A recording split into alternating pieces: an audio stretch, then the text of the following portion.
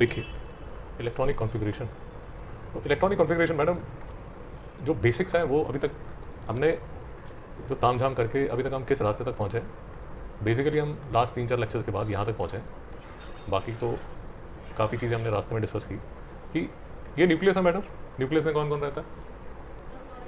Proton और neutron रहते हैं, प्रोटॉन और न्यूट्रॉन रहते हैं न्यूक्लियस में, और इन दोनों को बोला जाता है न्यूक्लियॉन्स। और इसके आसपास घूमते हैं इलेक्ट्रॉन्स। सैम जी ठीक बात कर रहा हूँ? जो इलेक्ट्रॉन्स हैं, ये जो हम कर रहे हैं ये मिस्टर बोहर का मॉडल कर रहे हैं, मिस्टर बोहर का मॉडल कर रहे हैं। काफ़ी बार बात हो चुकी है कि ये मॉडल 9th-10th क्लास तक चल जाता है, उसके बाद 11th-12th में आप जाएंगे तो ये मॉडल से थोड़ा सा एडवांस्ड एक मॉडल आपको दिया जाएगा, बट अभी काम चलाने के लिए ठीक है। और ये जो मॉडल है फर्स्ट 20 एलिमेंट्स के लिए फर्स्ट क्लास जो भी हम डिस्कशन अभी करेंगे, अभी की जो डिस्कशन हम करेंगे 11th-12th में फिर से 20 के बाद आप जाएंगे तो एक नई तरह की कुछ चीज़ें आपको बताई जाएंगी। बट 9th-10th क्लास में अपने बेसिक CBSE ICSE बोर्ड के लिए जो हम डिस्कशन अभी करेंगे वो काम चल जाएगी। तो न्यूक्लियस में तो रहते हैं प्रोटॉन और न्यूट्रॉन, तो वो तो न्यूक्लियस के अंदर ही रहते हैं, क्योंकि वो न्यूक्लियस के अंदर ही रहते हैं। तो वो कैसे रहते हैं उसकी हमें, कि ये प्रोटॉन और न्यूट्रॉन न्यूक्लियस के अंदर कैसे रहते हैं उसकी तो हमें कोई ज़्यादा चिंता नहीं है।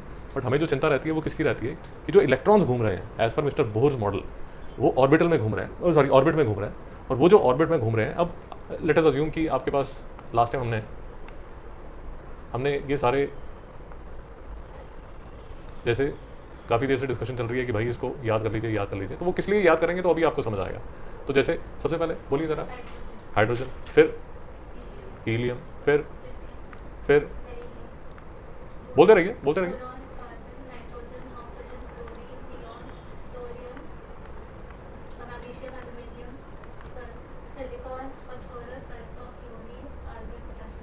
क्लोरीन, आर्गन, तो विद सिंबल्स ये सारे याद होने चाहिए आपको, फर्स्ट 20 याद होने चाहिए। क्यों मैं बार बार कह रहा हूँ, शायद आज आपको समझ आएगा कि क्यों बार बार मास्टर हमारे पीछे पड़ा हुआ है।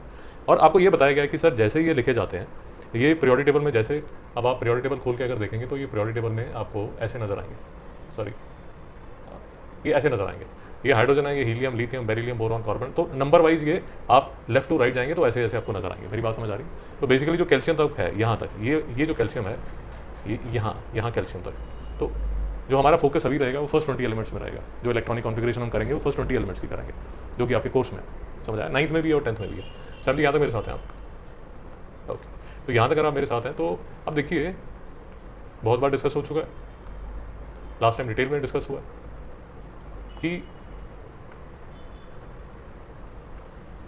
Atomic number 1 2 3 4 5 6 7 8 9 10 11 12 13 14 15 16 and so on. Atomic number यही होगा।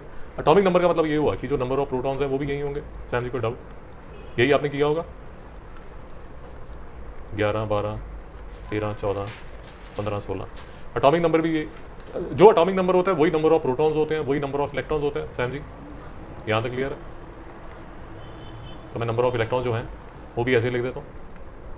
अब तो ये नंबर ऑफ न्यूट्रॉन्स को भी हमने डिस्कस किया था। ये नंबर ऑफ न्यूट्रॉन्स को लेकर हम आइसोटोप्स करके भी अगर टाइम मिलेगा तो वो डिस्कस करेंगे।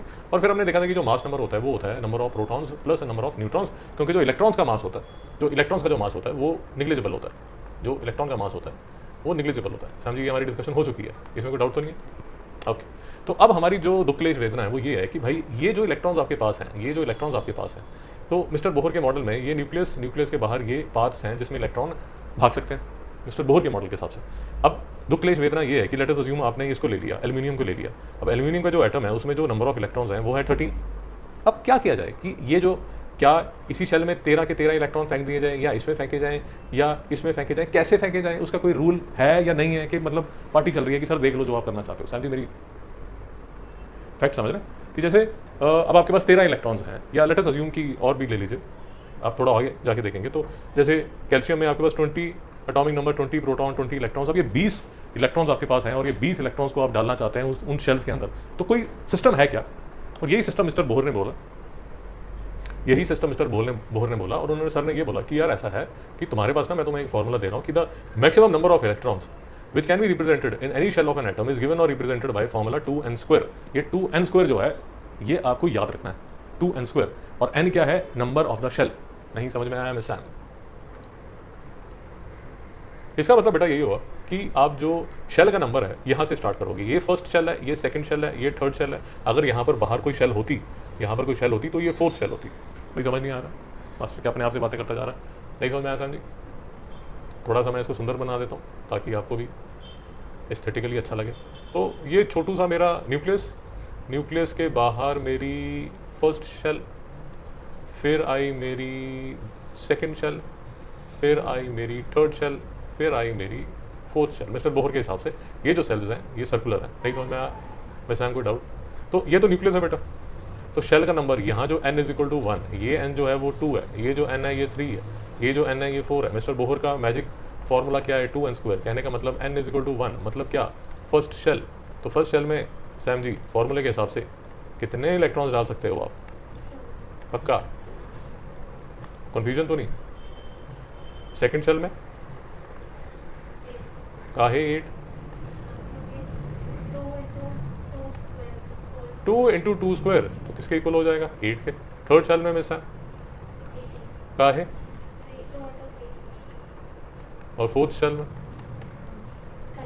काहे? नहीं समझ में आया बेटा,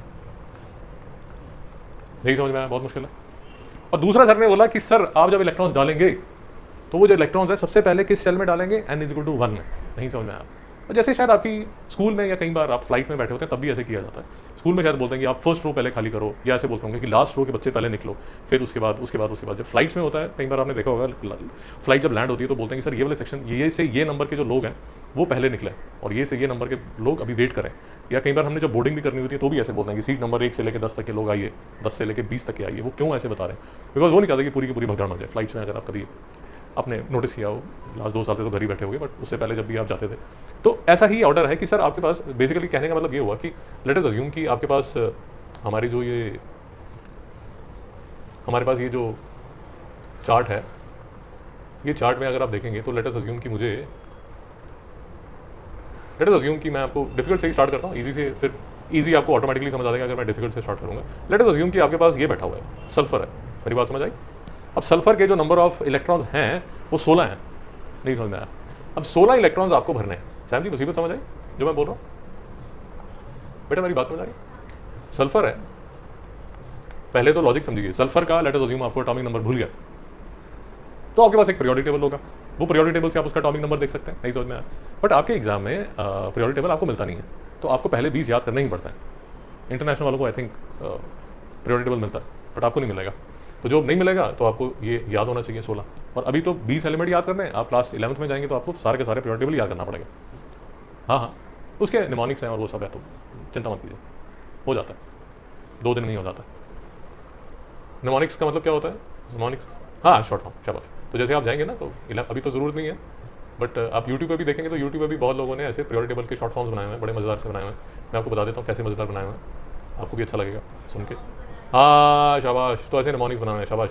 जैसे ये है लीना की रूबी से फ्रेंडशिप है, आप समझ रहे हैं? तो वो निमोनिक आपको दे देंगे, बस वही याद करना है। बेटा मांगे कार सेंट्रो बाप राजी। नहीं समझ में आया? तो ऐसे फनी सबने बनाया है, नहीं समझ में आया? इसका शायद बनाया हुआ है बैंगन आलू गाजर इन थैली। नहीं समझ में आया? तो ऐसे अलग अलग निमोनिक्स बनाए हुए हैं। तो अभी तो 20 तक ही आपको याद करना है, फिर आपको पूरा पीरियोडिक टेबल याद करना पड़ेगा। सैम जी यहाँ तक मेरे साथ है?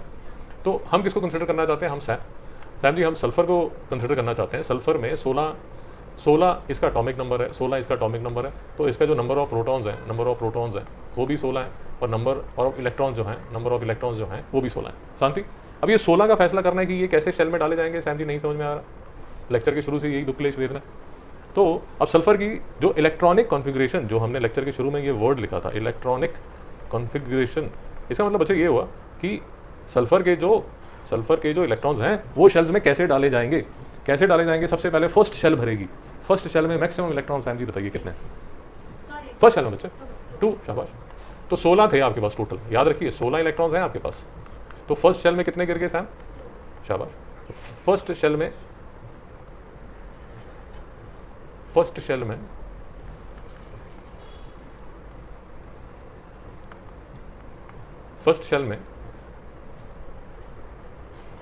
शेल में गिर गए 2। काहे 2? क्योंकि यहाँ 2 लिखा हुआ है, उसकी कैपेसिटी उतनी है, उससे ज़्यादा इलेक्ट्रॉन आप डाल नहीं सकते। नहीं समझ में आया? तो 2 तो खत्म हो गए। अब कितने लोगों का फैसला करना है? 2 चले गए, -2 हो गया, तो कितने रिमेंडिंग है? रिमाइंडर जो 14 इलेक्ट्रॉन्स, अब इनका फैसला किया जाएगा। अब इनको लेके जाके आप सेकंड शेल में जाओगे, सेकंड शेल से पूछोगे कि मैडम आपके यहाँ पर मैं कितने इलेक्ट्रॉन्स को छोड़ सकता हूँ, तो सेकंड शेल क्या बोलेगी आपको? 8। सेकंड शेल आपको ये बोलेगी कि सर ऐसा है कि मेरे यहाँ तो कैपेसिटी सिर्फ 8 बच्चों की है, आप यहाँ सिर्फ 8 बच्चे छोड़ सकते हैं। नहीं समझ में आया सैम जी? अब आपके कितने बच्चों का फैसला हो चुका है? 10 बच्चों का फैसला कर दिया आपने कि यार 10 का तो मेरा हो गया। अब मेरे पास जो रिमेनिंग है वो कितने बेटा? 6 इलेक्ट्रॉन्स रिमेनिंग है। अब आप थर्ड शेल के पास जाते हो, थर्ड शेल से पूछते हो कि मैडम एक बात बताइए, आपके यहाँ पर मेरे पास 6 बच्चे हैं, क्या आप वो 6 बच्चों को बैठा सकते हैं? तो थर्ड शेल वाली मैडम क्या बोलेगी आपको? बैठा दो भाई, 18 की मेरे पास तो कैपेसिटी है, आप 6 बच्चे बैठा सकते हो, कोई प्रॉब्लम नहीं है। नहीं समझ में आया मैडम? अरे भाई ट्यूशन के लिए जाते हो तो पूछते हो ना कि यहाँ पर सर कितने बच्चे ऑलरेडी हैं आपके पास, तो वो बोलते हैं कि सर मेरे पास तो 2 ही बच्चे हैं, 4 बच्चे और भेज दो। नहीं समझ में आया? उसी तरह आपके स्कूल में भी कुछ शायद एक रूल होगा कि एक क्लास में 40 बच्चे आ सकते हैं या 30 बच्चे आ जाते हैं, 35 आ जाते हैं, लेट अस अज्यूम ज़्यादा बच्चे आ जाते हैं। तो लेट अस अज्यूम एक स्कूल में 20-25 स्टूडेंट्स उन्होंने उस साल में एडमिशन लिया, तो उनके लिए नया सेक्शन खोल देंगे, वो सेम सेक्शन में नहीं डालेंगे। नहीं समझ में आ रहा? तो एक कैपेसिटी है, तो मिस्टर बोर ने बोला कि सर ये है। नहीं समझ में आया? और एक इसमें ना एक छोटी सी चीज़ लिखी हुई है, वैसे मुझे इतनी इस टाइम ये बात नहीं करनी चाहिए, बट फिर भी मैं आपको एक थोड़ा सा हिंट दे देता हूँ, क्योंकि अभी तो बात शुरू ही हुई है, बट मैं सिर्फ एक आपको हिंट दे देता हूँ। उस पर मैं ज़्यादा डिटेल में बात नहीं करूँगा, बट क्योंकि थोड़ी देर तक मुझे वो जो लाइन है उसकी ज़रूरत पड़ेगी, तो मैं एक बार बोल देता हूँ। ये देखिए, यहाँ पर ना एक लाइन लिखी हुई है, आपकी बुक में एक लाइन लिखी हुई है, ईच शेल हैज़ ये तो हमने पढ़ लिया, each shell has a limited capacity to hold electrons, ये तो हमारा हो गया। अब इसका second part, and each electron tries to occupy a shell which has a minimum energy. Sam ji नहीं समझ में आ रहा? इसका मतलब बेटा ये है, थोड़ा सा ध्यान से समझ लेना, नहीं भी समझ आए तो भी चलेगा, कोई हाय तौबा नहीं है। देखिए, ये न्यूक्लियस है बेटा, ये फर्स्ट शेल, ये सेकंड शेल, ये थर्ड शेल। सैम जी बात समझ आ रही है? अब सिर्फ एक छोटी सी बात जो आपको थोड़ा सा अभी थोड़ा रटना पड़ेगा और 11th-12th में डिटेल में आपको समझ आ जाएगा, वो सिर्फ एक छोटी सी बात ये है कि लोएस्ट एनर्जी जो है, लोएस्ट एनर्जी वो होती है फर्स्ट शेल की। तो इसमें जो इलेक्ट्रॉन होता है उसकी जो एनर्जी होती है वो सबसे कम होती है। उसके बाद की, मतलब ये n=1 है, उसके बाद आप n=2 में जाओगे तो इसकी एनर्जी, सेकंड शेल की जो एनर्जी है, सेकंड की एनर्जी जो है that will be greater than first की एनर्जी। सैम जी नहीं समझ में आया? फिर आप n=3 पे जाओगे तो थर्ड शेल की जो एनर्जी है that would be more than second shell की energy would be more than first shell की एनर्जी। बेटा नहीं समझ में आ रहा? कंफ्यूजिंग हो गए बहुत? अरे इसका मतलब सिर्फ ये हुआ कि ये है आपकी बिल्डिंग। सैम जी कौन सी बिल्डिंग में रहते हैं आप? ट्रियॉन। तो सैम जी यहाँ पर एक लड़के के पास बॉल है, यहाँ पर एक लड़के के पास बॉल है, यहाँ पर एक लड़के के पास बॉल है, यहाँ पर एक लड़के के पास बॉल है, यहाँ पर एक लड़के के पास बॉल है, सेम ही बॉल है, सेम ही बॉल है। अरे सेम ही बॉल है मतलब निव्या की फुटबॉल है। नहीं समझ में आया? निव्या एक स्पोर्ट्स कंपनी है, उसकी बॉल्स आती हैं, तो उनके पास सेम ही फुटबॉल है, सेम कंपनी की फुटबॉल है। ये नहीं कि एक ही बॉल है, सबके पास अलग अलग बॉल्स हैं, बट एक ही कंपनी की बॉल है। तो बॉल का जो हर बॉल का जो मास है, हर बॉल का जो मास है वो सेम है। सैम जी मेरी समझ आई नहीं बात? पक्का? अब मैं कर रहा हूँ कि आप खड़े हो यहाँ पर, आप खड़े हो यहाँ पर, और ये दुष्ट बालकों ने प्लान बनाया कि सैम के सर पे बॉल मारेंगे। नहीं समझ में आया? दुष्ट है, क्या करें? तो यहाँ बैठा है राम, यहाँ बैठा है मोहन, यहाँ बैठा है राकेश, यहाँ बैठा है मुकेश, और यहाँ बैठा है भूपेश। नहीं समझ में आया सैम जी? और ये है मिस सैम यहाँ। सैम जी किसकी बॉल की चोट सबसे ज़्यादा लगेगी आपको? किसकी? राम की। अरे इमेजिन करो, राम ने आपके सर पे बॉल मारी, मतलब गिरा दी, और भूपेश ने आपके सर पे बॉल गिरा दी, तो चोट किस पे ज़्यादा लगेगी बेटा? भूपेश की जोर से लगेगी बहुत। क्यों? हाइट से गिर रहा है ना, हाइट से गिर रहा है। नहीं समझ में आया? तो आप क्या बोलेंगे कि भूपेश की फुटबॉल की एनर्जी जो है वो सबसे ज़्यादा है और राम की फुटबॉल की एनर्जी सबसे कम है। नहीं समझ में आ रहा? पक्का? दुख कलेश भेजना। और यही तो मैं बोल रहा हूँ कि सैम बन गई न्यूक्लियस। ये है फर्स्ट शेल, ये है सेकंड शेल, ये है थर्ड शेल, ये है फोर्थ शेल, ये है फिफ्थ शेल। बेटा नहीं समझ में आ रहा? मास्टर अपने आप से ही बातें करता जा रहा है। ये n=1, n=2, n=3, n=4, n=5। तो सैम जी सबसे ज़्यादा एनर्जी किस इलेक्ट्रॉन में होगी? जो कि फिफ्थ शेल में घूम रहा है, वो आपके सर पे गिरेगा, बहुत चोट लगेगी। नहीं समझ में आया? और फर्स्ट शेल में जो इलेक्ट्रॉन घूम रहा है वो अगर आपके सर पे गिरता है तो आपको चोट कम लगेगी तो, बट कम लगेगी। नहीं समझ में आया? तो वही इलेक्ट्रॉन्स का है कि अब सबसे एक, मतलब आपके पास इलेक्ट्रॉन आपको दिया गया एकदम फुर्तीला भागता हुआ इलेक्ट्रॉन, तो उसको कहाँ डालोगे? सबसे लास्ट में। और एकदम मतलब ठुसकल साला इलेक्ट्रॉन है, वो घूम रहा है, मतलब तो उसको कहाँ डालोगे? नहीं समझ में आया? पक्का? तो क्लेश वेदना। तो ये जो आपको बात कही जा रही है, ये energy of shells, energy of shells बोल दीजिए, या energy of the electrons which are in that shell, नहीं समझ में आया, जैसे भी बोलना चाहे। शेल की तो एनर्जी नहीं होगी, वो इलेक्ट्रॉन जो अंदर बैठा है उसकी एनर्जी होगी ना, नहीं समझ में आया? कहने का मतलब वो जो फुटबॉल उसने हाथ में पकड़ी है उसकी एनर्जी है ना, वो आपके सर पे करने वाली है, फ्लोर की तो एनर्जी नहीं है। बेटा बात समझ आ रही? पक्का? तो ये n is equal to 1 shell, ये n is equal to 2 shell, n is equal to 3 shell, n is equal to 4 shell, n is equal to 5 shell. तो हमने जब सल्फर की डिस्कशन हम कर रहे हैं, सल्फर की जब डिस्कशन कर रहे थे यहाँ पर, तो कहाँ तक पहुँच गए थे? 286। तो मतलब 16 इलेक्ट्रॉन्स थे आपके पास और 16 इलेक्ट्रॉन आपने भर दिए। नहीं समझ में आया? बहुत मुश्किल है। पक्का? कोई दुख क्लेश वेदना? ठीक है। यूजुअली लोग 1 2 3 से स्टार्ट करते हैं, बट अगर आपको 16 समझ आए तो 1 तो समझ आ ही जाएगा। नहीं समझ में आया तो इसलिए मैं आपको थोड़ा सा डिफिकल्ट आपको किया, बट जो लॉजिक है वो सेम ही लगेगा, उसमें कोई आप क्या नाम है इसका, आपको कोई चिंता करने की ज़रूरत नहीं है। और कैसे सेम लगेगा वो देख लीजिए, वो मैं अभी आपको दिखा देता हूँ, अब आप खुद ही भागेंगे। देखिए, और ये जो इलेक्ट्रॉनिक कॉन्फ़िगरेशन है ये किस लिए सिखाई जाती है? क्योंकि जब आप बॉन्ड करेंगे तो बॉन्डिंग करेंगे तो यही आपको हेल्प करने वाली है। कौन सी बॉन्डिंग? Chemical bonding. बेटा नहीं समझ में आ रहा? पक्का? अब देखिए मेरे साथ ही देखिए जरा, साथ ही देखिए कि 1 2 3 4 5 6 से आप स्टार्ट करेंगे।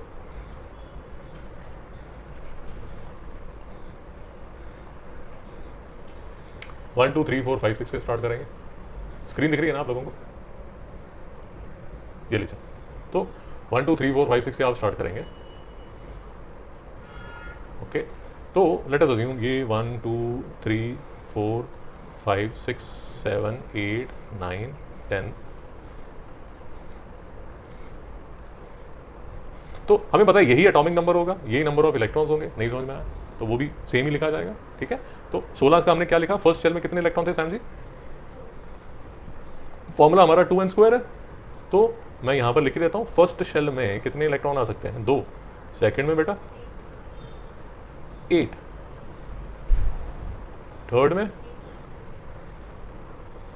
नहीं समझ में आया? इलेक्ट्रॉन।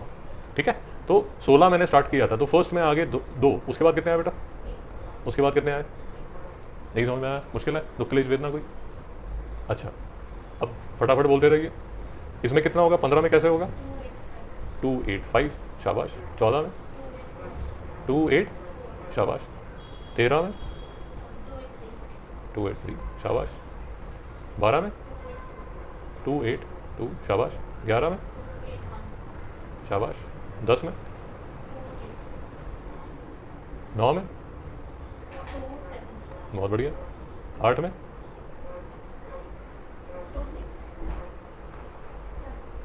बोलिए।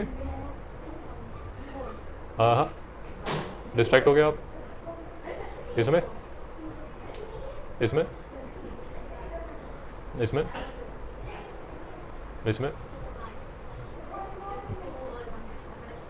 दुक्लेश वेदना।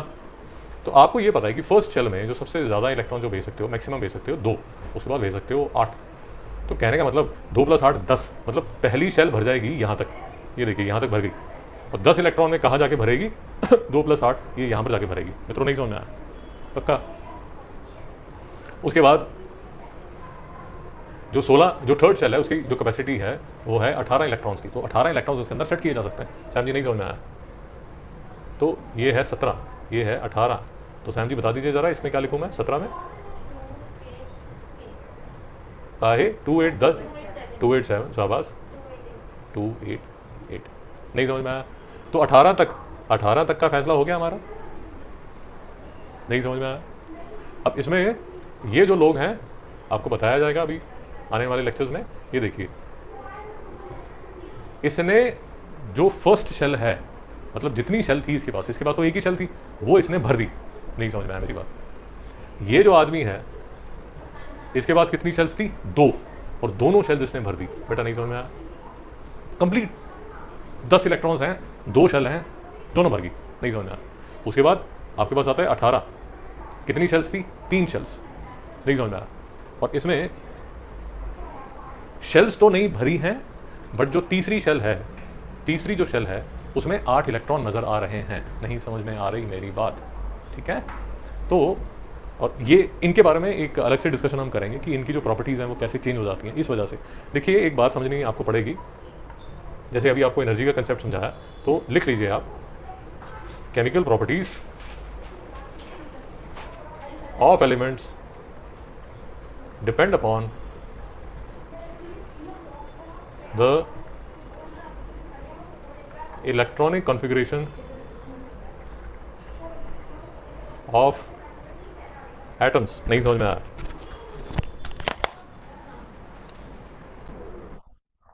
तो यहां तक कोई डाउट सैम जी? मुश्किल टॉपिक है, मुश्किल टॉपिक है, रीजनेबल ही है। एक बार आपको सिर्फ लॉजिक समझ आना चाहिए कि जो फर्स्ट बेसिकली एक फॉर्मुला है 2n² के हिसाब से n = 1 में आप सिर्फ मैक्सिमम 2 इलेक्ट्रॉन डाल सकते हैं, मैक्सिमम 2 इलेक्ट्रॉन्स। सेकंड शेल में जो मैक्सिमम इलेक्ट्रॉन्स डाल सकते हैं वो कितने डाल सकते हैं? n² मतलब 4 × 2 कितना हो गया? 8। तो पहली शेल में 2 इलेक्ट्रॉन्स, उसके बाद 8 इलेक्ट्रॉन, तो मतलब पहली 2 शेल में 10 इलेक्ट्रॉन आप डाल सकते हैं। उसके बाद आता है 2n², n = 3, 3 3 9, 9 × 18। तो तीसरी शेल में जो इलेक्ट्रॉन्स आप डाल सकते हैं वो डाले जाते हैं 18 इलेक्ट्रॉन्स। यहाँ तक मेरी बात समझ आ गई? कोई दुख क्लेश वेदना? अब जब 18 इलेक्ट्रॉन्स आप डाल देते हो ना, फिर एक विचित्र सी बात होती है, और वो जो विचित्र बात होती है, वो विचित्र बात के लिए हमें जो एनर्जी का जो हमने कंसेप्ट देखा था, ये वाला जो कंसेप्ट देखा था, इसको समझना पड़ेगा। नहीं समझ में आया? अब आपके पास 19th इलेक्ट्रॉन है, मेरी बात समझ आई? 19th इलेक्ट्रॉन मतलब क्या नाम होगा एलिमेंट का? पोटेशियम। अब पोटेशियम के 19 इलेक्ट्रॉन है, तो पहले में उसने 2 डाल दिए, फिर 8 डाल दिए। नहीं समझ में आया? भाई बात समझ आ रही है ना? जब पोटेशियम आप करोगे तो 19 इलेक्ट्रॉन है, तो पहले में 2 डाल दिए, फिर 8 डाल दिए, अब बचे कितने? 9 बचे। अब ये 9 किस में जाने चाहिए? तीसरी शेल में, क्योंकि तीसरी की एबिलिटी है ना 18 इलेक्ट्रॉन बैठाने की। तो आप तीसरी वाली मैडम के पास जाते हैं और उसको बोलते हैं कि मैडम 9 इलेक्ट्रॉन तो आप संभाल सकते हो, आपकी क्लास के बाहर बोर्ड लगा हुआ है कि आप 18 बच्चे बैठा सकते हो। अब आपने बैठा तो दिया, बट उनमें से एक जो इलेक्ट्रॉन है वो बहुत दुष्ट है, वो बहुत एनर्जेटिक है। नहीं समझ में आ रही मेरी बात? एक इलेक्ट्रॉन जो है वो, उसकी एनर्जी ज़्यादा है, वो तीसरी कक्षा में नहीं बैठ सकता। तो तीसरी कक्षा की मैडम जो है उसको कहाँ भेज देती है कि बेटा तुम जाओ 4th में। नहीं समझ में आया? तो यहाँ पर रहते हैं 8, और वो जो हाई एनर्जी वाला है वो चले जाता है 4th में। नहीं समझ में आ रही मेरी बात? और यही जो चीज़ होती है ये इनके साथ भी हो जाती है। उसके बाद क्या आता है भाई? कैल्शियम। कैल्शियम में बच्चे कितने? 20। पहले में 2, फिर 8, फिर 8। अब इसमें भी जो 2 इलेक्ट्रॉन्स हैं वो बहुत एनर्जेटिक हैं, उनकी एनर्जी ज़्यादा है। कायदे से उनको बैठना चाहिए 3rd में, बट उनकी एनर्जी इतनी ज़्यादा है कि वो मैच करती है 4th की एनर्जी। नहीं समझ में आया? तो टीचर बोलती है कि बेटा तुम यहाँ पर, कई बार होता है ना बच्चे इंटेलिजेंट होते हैं, ज़्यादा इंटेलिजेंट होते हैं। आपकी क्लास में भी जैसे 6th क्लास में कोई बच्चा ज़्यादा इंटेलिजेंट था तो उसके पेरेंट्स ने उसको 7th में डाल दिया। कई बार ऐसे हो जाता है, कई बार ऐसे हो जाता है कि यार 8वीं में बैठा हुआ कुछ समझ नहीं आ रहा, उसको नीचे डाल देता है, वो कम होता है। But usually what I have seen is कि 6th क्लास का बच्चा है, ज़्यादा इंटेलिजेंट है, तो पेरेंट बोलते हैं कि यार इसको 7th में डलवा दो, या टीचर ही बोलती है कि ठीक है इसको यहाँ डाल दो। नहीं समझ में आया? वो शेल्डन करके, यंग शेल्डन करके शो आता है ना, देखा नहीं? देखा होगा, सुना है ना? वो यंग शेल्डन करके एक प्रोग्राम आता है, तो उसमें वो छोटा सा बच्चा है, आई थिंक 12-13-14 साल का है, but when he is 14 years old तो वो यूनिवर्सिटी में चला जाता है। तो हाई एनर्जी है, ज़्यादा इंटेलिजेंट है। तो इनके साथ भी ऐसा होता है, पोटेशियम और कैल्शियम के साथ जो 2 इलेक्ट्रॉन्स हैं या 1 इलेक्ट्रॉन है, उनकी एनर्जी ज़्यादा होती है। तो क्लास की टीचर, तीसरी कक्षा की जो मैडम है, वो बोलती है कि बेटा तुम यहाँ क्यों बैठे हो, तुम चले जाओ कहाँ? 4th शेल में। नहीं समझ में आया? तो ये चले जाते हैं यहाँ पर। नहीं समझ में आया मित्रों? सैम जी को डाउट? ऑफ कोर्स आपके दिमाग में अब ख्याल आ रहा होगा कि सर ये तो समझ आ गया, 21 और 22 भी बता दो। वो आपको बताया जाएगा आपके कोर्स के हिसाब से 11th-12th में। नहीं समझ में आया सैम? तो याद रखिए ये 19th और 20th की जो कॉन्फ़िगरेशन है, सैम बताइए क्या होगी? और 20th की क्या होगी मित्रों? नहीं समझ में आया?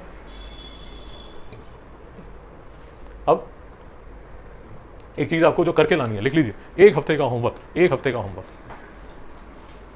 1 हफ्ते का होमवर्क है मैडम। आई थिंक 1 हफ्ते से ज़्यादा ही हो जाएगा, 8 दिन हो जाएंगे। होमवर्क क्या होगा? आपकी जो स्कूल की अध्यापिका जो है वो आपको क्या बोलेगी और आप करके ही लाइए, क्योंकि मैं आपको नहीं कराने वाला। 1 हफ्ते का होमवर्क क्या होगा कि ऐसे आपको एक बार कॉम्पस लेके बैठना पड़ेगा। कॉम्पस होता है ना जिससे आप सर्कल बनाते हैं, तो ऐसे आपको फिगर्स बनानी पड़ेंगी। कैसे? देखिए, ये मेरा हाइड्रोजन ये मेरा हाइड्रोजन, ये शीट मैं आपको दूंगा, देख के कॉपी करनी है, कुछ दिमाग भी नहीं लगाना, ये PDF आपको दे दी जाएगी।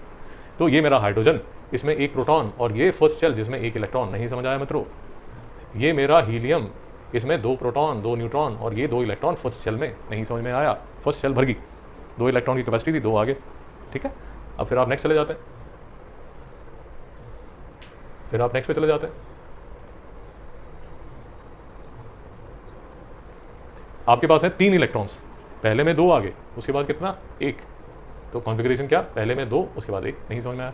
ये कॉम्पस लेके आपको बनाना पड़ेगा। क्यों बनाना पड़ेगा? क्योंकि आपकी टीचर आपको होमवर्क दे सकती है, या यूजुअली टीचर्स बोलती हैं कि फर्स्ट 20 एलिमेंट्स की फोटो बनाइए, नहीं समझ में आया तो आप बना के रखिए मेरे साथ। अलग अलग पेज पे बना सकते हैं, अलग A4 साइज शीट पे बना सकते हैं, रजिस्टर पे बनाएंगे तो बेटर है, जैसे आपके पास रजिस्टर है इसी में बना के रखिए। उसके बाद आपके पास 4 प्रोटॉन्स हैं और 4 इलेक्ट्रॉन्स हैं, न्यूट्रॉन्स यहाँ पर लिखे ही होंगे, तो उसको जो लिखा हुआ है उसी को देख के हमने लास्ट टाइम ये भी डिस्कस किया था कि ये कैसे लिखा जाता है। ये जो नोशन है वो ये है, ये एलिमेंट का सिंबल है, ये मास नंबर है, ये इसका एटॉमिक नंबर है, नहीं समझ में आया मैडम? तो ये फोटो आपको बनानी पड़ेगी मित्रों, कोई डाउट?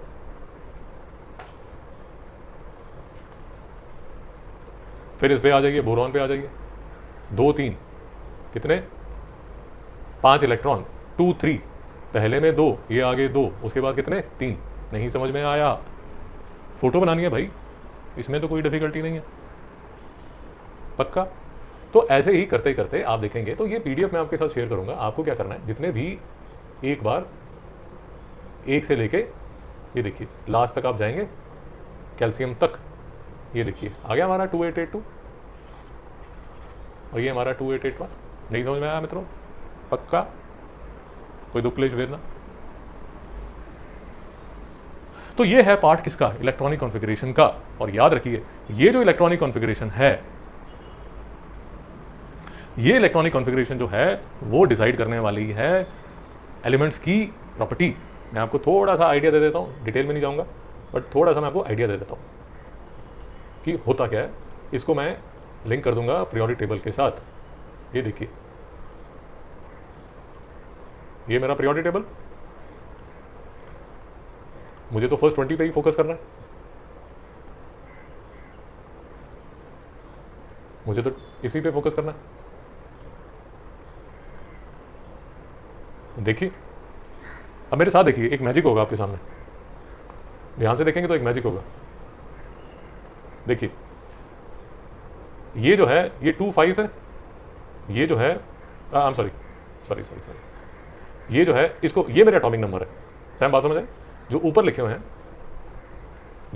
हैं वो मेरे एटॉमिक नंबर है। ये वाले टेबल में जो नीचे लिखे हुए हैं वो मेरे मास नंबर है। नहीं समझ में आया? पक्का? तो अब जो मैजिक की बात कर रहा था मैं, मैजिक की बात क्या है कि लिथियम को देखिए, इसको लिखा जाएगा 2 1, ये तो वैसे ही 1 है। ये क्या है? 2 8 1, ये क्या है? 2 8 8 1, ये क्या है? 2 2, ये क्या है? 2 8 2, ये क्या है? 2 8 8 2। सैम जी मैजिक दिखना शुरू हुआ कि नहीं हुआ? ये है 2 3, ये है 2 8 3, ये है 2 4, ये है 2 8 4, इसको देख लीजिए, ये है 2 7, ये है 2 8 7। सैम जी मैजिक दिख रहा है नहीं दिख रहा? क्या मैजिक है? जो लास्ट वाली शेल है उसके जो इलेक्ट्रॉन्स हैं वो सेम हैं। देखिए, आप क्या बोल रहे हैं? आप ये बोल रहे हैं कि सर ये वाला जो पूरा कॉलम होगा, मतलब ऊपर से नीचे तक, इसकी लास्ट शेल में कितने इलेक्ट्रॉन्स होंगे बेटा? 1। ये मैजिक है। आप सेकंड कॉलम देखेंगे, ये जो है ये सेकंड कॉलम है, इसकी आउटर मोस्ट शेल में कितने इलेक्ट्रॉन्स होंगे बेटा? 2। अब यकीन मानिए कि ये जैसे hydrogen, lithium, sodium, potassium, rubidium, caesium, इन सब की आउटर मोस्ट शेल में कितने इलेक्ट्रॉन्स होने वाले हैं? 1। उसी तरह beryllium, magnesium, calcium, strontium, barium, इनकी आउटर मोस्ट शेल में कितने इलेक्ट्रॉन्स होने वाले हैं? 2। यही पीरियोडिक टेबल का मैजिक है कि आपके पास सृष्टि में जितने भी एलिमेंट्स हैं, मतलब एटलीस्ट अर्थ में, यूनिवर्स में कोई छुपा बैठा होगा पता नहीं, बट एटलीस्ट जितने नोन एलिमेंट्स हमारे पास हैं या जितने हमने बनाए, उसमें एक मैजिक जो है वो ये है कि जब उनको पीरियोडिक टेबल में लगाया जाता है तो आउटर मोस्ट शेल में जो नंबर ऑफ इलेक्ट्रॉन्स हैं वो सेम होने शुरू हो जाते हैं। जैसे अगर आप ये वाली शेल में देखेंगे, ये वाले कॉलम में देखेंगे, तो आउटर मोस्ट इलेक्ट्रॉन जो है, आउटर मोस्ट शेल में 3 इलेक्ट्रॉन। अब ये गैलियम, इंडियम जो भी हैं, इनकी आउटर मोस्ट शेल में कितने इलेक्ट्रॉन्स होंगे? 3। नहीं समझ में आया? आप नेक्स्ट कॉलम में चले गए। जब आप नेक्स्ट कॉलम में चले गए तो आउटर मोस्ट आपकी जो शेल है उसमें कितने इलेक्ट्रॉन्स होंगे? 4। नहीं समझ में आया तो विदाउट इवन थिंकिंग मच आपको पता होना चाहिए कि carbon, silicon, germanium, tin, lead, इनकी आउटर मोस्ट शेल में जो नंबर ऑफ इलेक्ट्रॉन्स हैं वो 4 होंगे। नहीं समझ में आया? Nitrogen, phosphorus, arsenic, antimony, bismuth, तो सबसे पहले को देख लीजिए, सबसे पहला 2, 5 है, तो इसके नीचे जितने भी हैं सबके सब इनके आउटर मोस्ट शेल में 5 इलेक्ट्रॉन्स होने वाले हैं। नहीं समझ में आ रहा भाई? उसी तरह अब मुद्दे की बात देखिए, जहां पर चीज़ें बहुत इंटरेस्टिंग होने वाली हैं वो ये होने वाली हैं, यहाँ के आउटर मोस्ट में 1 है, यहाँ के आउटर मोस्ट में 2 है, यहाँ के 3 हैं, यहाँ के 4 हैं, यहाँ के 5 हैं, यहाँ के 6 हैं, यहाँ के 7 हैं। मेरी बात समझ आ रही है ना? ये मैंने आउटर मोस्ट शेल के इलेक्ट्रॉन्स लिखे हैं, बट जैसे ही आप लास्ट में आएंगे, इसको छोड़ दीजिए, इसका है 2, 2, बट जितने भी नीचे हैं, सैम जी थोड़ा दिमाग लगाइए, इनके आउटर मोस्ट शेल में कितने इलेक्ट्रॉन्स होंगे? 8। नहीं समझ में आ रहा? अब जिसकी आउटर मोस्ट शेल में 8 इलेक्ट्रॉन्स होते हैं, अगर वो एलिमेंट है तो उसको बोला जाता है नोबल गैसेस। नोबल गैसेस मतलब ये सारे के सारे जो हैं ये एक ही फैमिली है, ये एक ही तरह बिहेव करते हैं, अनरिएक्टिव है। तो पहला कॉलम की जो फैमिली है उसका एक नाम है, वो पीरियोडिक टेबल जब करेंगे तब हम करेंगे। तो जैसे जो फर्स्ट कॉलम है उनको एल्कली मेटल्स बोलते हैं, एल्कली मेटल्स। अब ये जो एल्कली मेटल्स हैं ब्रॉडली इनकी जो आदतें हैं, इनकी जो हैबिट्स हैं वो सेम ही है। भाई नहीं समझ में आ रहा? फर्स्ट शेल वाले जो फर्स्ट कॉलम वाले एक तरह बिहेव करते हैं, दूसरे कॉलम वाले किसी दूसरी तरह बिहेव करते हैं, बट एक ही कॉलम में जितने भी एलिमेंट्स हैं उनका सबका बिहेवियर ऑलमोस्ट सेम ही होता है। नहीं समझ में आया? और ये है पीरियोडिक टेबल का मैजिक कि आपने एक कॉलम में जो भी एलिमेंट्स लगाए, एक तो उनके outer most electrons, outer most shell में जो नंबर ऑफ इलेक्ट्रॉन्स थे वो सेम थे, और उसकी वजह से उसकी जो केमिकल प्रॉपर्टीज़ हैं वो भी सेम होनी शुरू हो जाती हैं। तो ये सारे के सारे, जैसे हमें पीरियोडिक टेबल जब करेंगे तब तो डिटेल में करेंगे, ये सारे के सारी जो फैमिली है, ये सारी जो फैमिली है इनको हेलोजन्स बोला जाता है। ये सारी की सारी जो फैमिली है इनको नोबल गैस बोला जाता है। डिटेल में करेंगे, चिंता मत कीजिए, बट मैं आपको सिर्फ ये लिंक करने की कोशिश कर रहा हूँ कि जो छोटा सा इलेक्ट्रॉनिक कॉन्फ़िगरेशन का टॉपिक हमने आज शुरू किया अराउंड 1 घंटा पहले, वो जाके पीरियोडिक टेबल बनाता है, और उस पीरियोडिक टेबल में जाके आपको ये समझ आता है कि ये भाई एक कॉलम में, ये बिल्डिंग में जो लोग रहते हैं इन सबका जो बिहेवियर है वो ऑलमोस्ट सेम ही है। मित्रों नहीं समझ में आया? पक्का शांति। और एक और मैजिक आपको दिखा देता हूँ, वहाँ बस इतना ही मैजिक आज दिखाया जाएगा। ये फर्स्ट शेल है बेटा, इसमें 2 शेल है, इसमें 3 शेल है। नहीं समझ में आया? एंड सो ऑन, जैसे जैसे आप नीचे जाते रहेंगे तो जो नंबर ऑफ शेल्स है वो इंक्रीज होती रहेंगी। अब अगर आप समझ रहे हैं, अगर आप अप्रिशिएट कर पा रहे हैं, वो तो ठीक है, केमिस्ट्री का टॉपिक है, आपने याद भी कर लिया और आपके नंबर भी आ गए और 50 आउट ऑफ 50 भी आ गए, बट जो चीज़ अप्रिशिएट करने वाली है वो ये है कि नेचर कितनी मैजिकल है। कि जिस ईश्वर ने, जिसने भी ये दुनिया बनाई, क्या उसको पीरियोडिक टेबल का पता था? किसी ने तो बनाई, और कैसे सिस्टमैटिकली चीज़ें होगी। Now that is a magic. वो केमिस्ट्री में नहीं पढ़ाया जाएगा, वो आपको खुद समझना पड़ेगा कि यार कैसे पॉसिबल है भाई कि ये जो सृष्टि बनी, एटलीस्ट अर्थ में जो आप सृष्टि देख रहे हैं वो बनी इन एलिमेंट्स से, और ये सारे एलिमेंट्स ऐसे मतलब एक टेबल में आके फिक्स भी हो जाते हैं, विच इज़ मैजिकल। नहीं समझ आया मित्रों? नाइस।